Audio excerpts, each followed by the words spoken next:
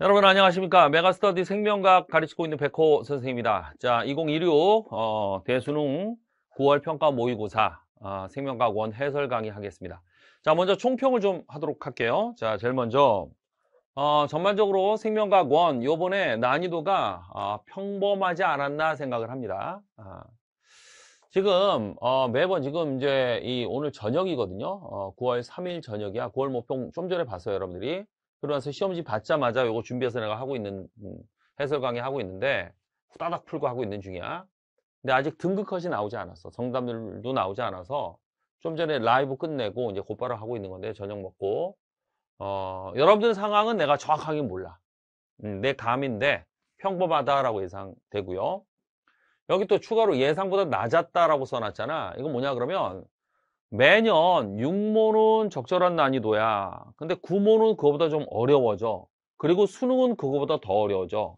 그래서 6모보다 한 문제 한 문제 뭐 이런 식으로 올라가는 게 일반적인 생명과학 원의 난이도 변화 과정이야. 그런데 6모와 9모가 올해 6모와 올해 9모가 난이도가 비슷한 것 같아요. 알겠죠? 그러니까 더 올라간 게 아니라고. 그러니까 예상하기를 6모보다 한 문제가 더 어려워져야 되는데 그렇지는 않았어요. 알겠죠? 그리고 비교 기준 할 만한 작년 9모와 작년 수능, 요 작년 9모와 작년 수능 거의 비슷하다라고 내가 보고 요거보다는 좀 쉬웠습니다. 그래서 평범하다 얘기한 거야. 평이하진 않아. 쉽다라고 얘기하기엔 좀 뭐해? 근데 평범한 수준. 그러니까 보통이다 이거지, 보통. 알겠죠? 그렇게.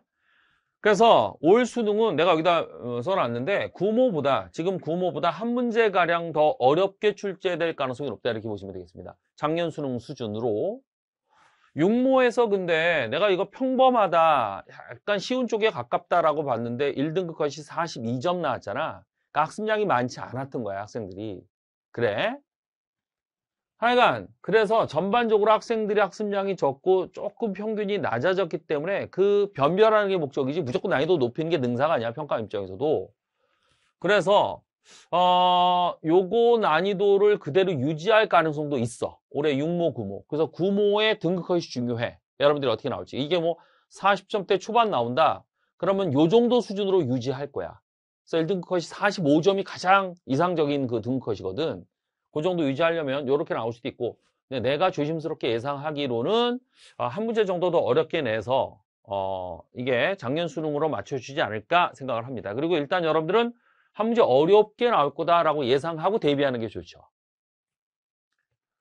자, 다시 한번 평범한 수준이다. 예상보다 난이도가 낮았다. 즉 예상보다는 쉬웠다라고 했는데 그럼 그 근거가 뭐냐? 결정적으로 이겁니다.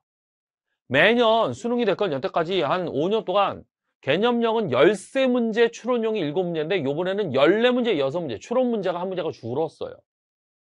경계에 있는 문제가 하나가 있어요. 11번 문제. 남자 세포, 여자 세포, EN, N 그리고 X 염색체, Y 염색체, 6번 염색체 구분하는 게 있는데 그게 요걸 추론용으로 봐야 될지 개념용으로 봐야 될지 좀 애매합니다. 평가원 입장에서는 그거를 나름 추론용으로 냈는지 예? 그건 내가 정확히 판단은 안 되는데 나는 개념용으로 넣고 싶어요. 쉬웠거든요. 금방 풀립니다. 알겠죠?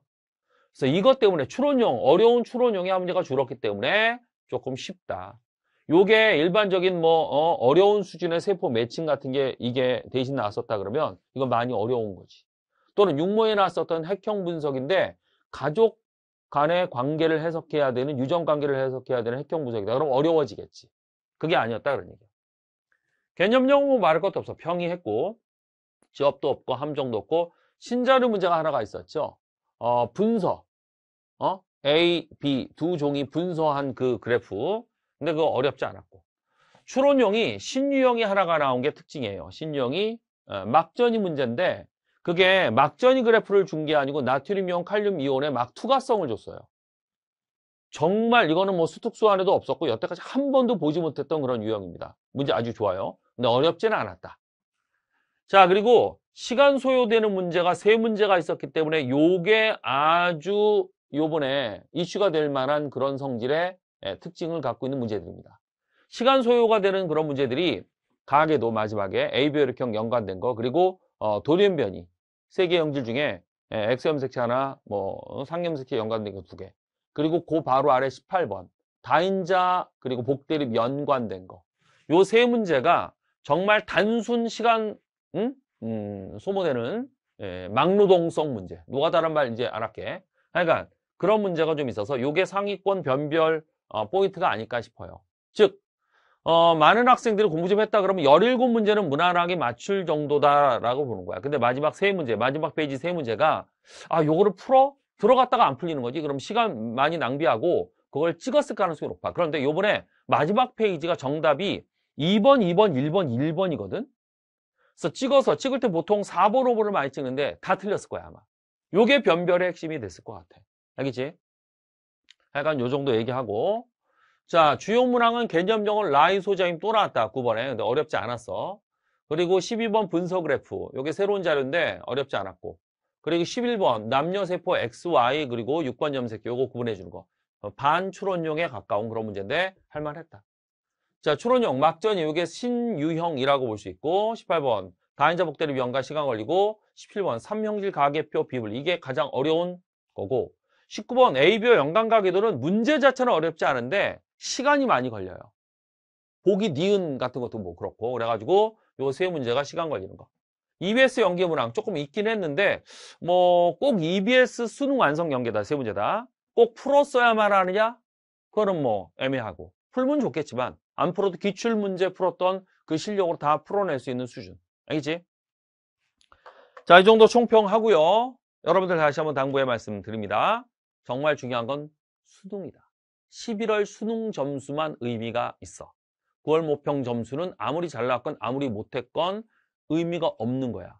중요한 건 9월 모평 보고 여러분들이 뭐가 취약한지를 빨리 찾아내서 그걸 보완하는 게 중요합니다.